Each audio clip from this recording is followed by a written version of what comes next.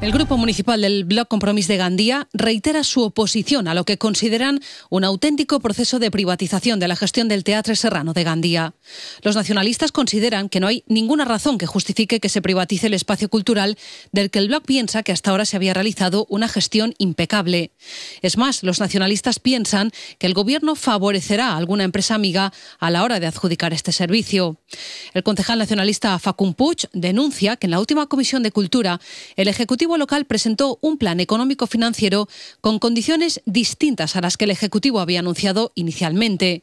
Así, según Puig, en un primer momento el Gobierno señaló que este año no habría ninguna aportación municipal y ahora ya se contemplan 30.000 euros. De la misma manera, dice Puig, el concejal de Cultura señaló que la compensación económica por parte del Ayuntamiento a la empresa concesionaria llegaría como máximo a los 550.000 euros y, sin embargo, ahora ya se habla de una cifra próxima a los 600.000 euros.